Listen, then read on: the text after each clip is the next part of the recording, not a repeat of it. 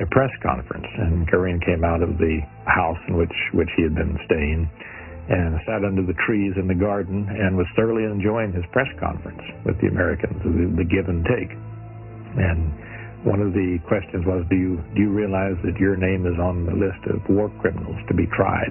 And this shook Goering. And he replied, no, I didn't know that, and I can't imagine why. But from this point on, he was not enjoying the press conference.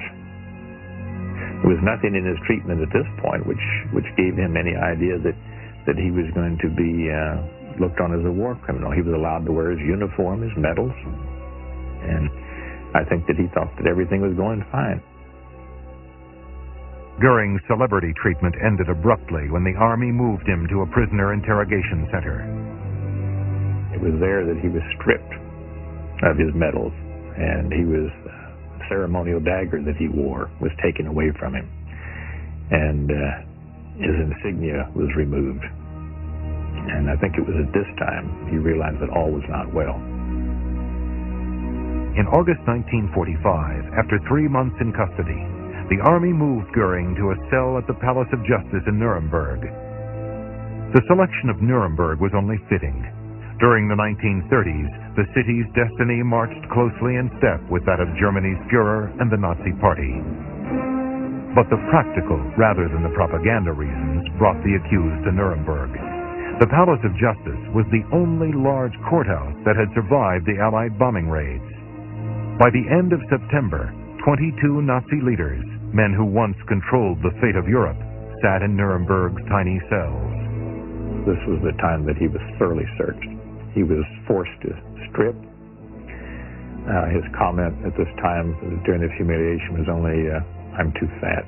But he was forced to submit to a complete physical inspection, including a rectal examination, which must have been extremely humiliating for him.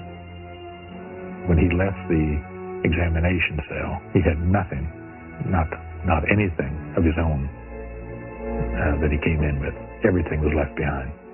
And then he was moved into a cell which had been thoroughly searched, thoroughly combed for any means of self-destruction. Even nails were taken out of the walls. A chair and a flimsy table built to collapse if an inmate stood on it to hang himself were the only pieces of furniture in the small cell.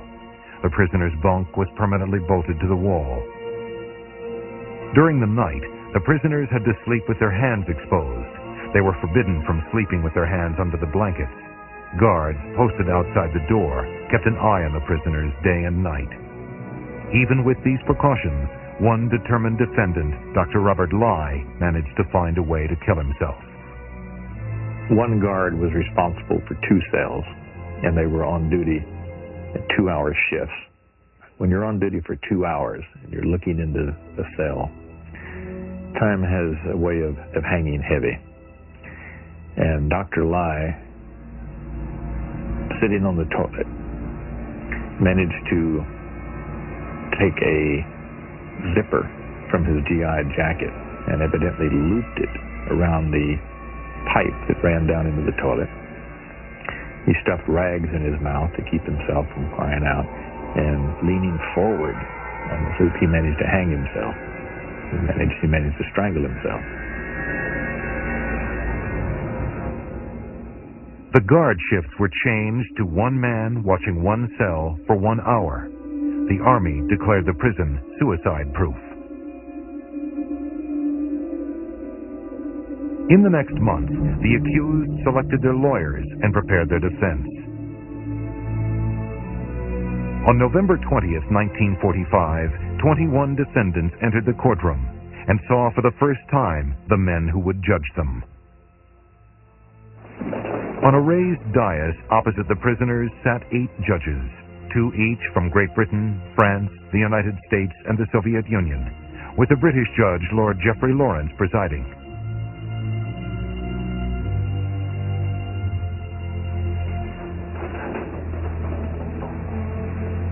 After the opening comments, the prosecutors read the indictments.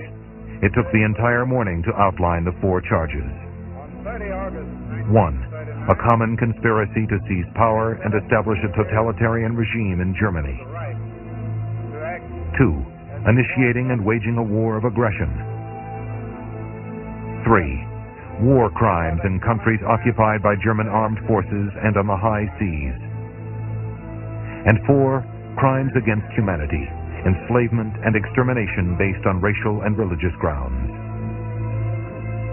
The judges called forward the defendants and asked for a plea of guilty or not guilty. Hermann Göring was the first to take the microphone. Bevor ich die Frage des Gerichtshofes beantworte, before I answer the question of whether I am guilty or not guilty, I informed the court that defendants were not entitled to make a statement. You must plead guilty.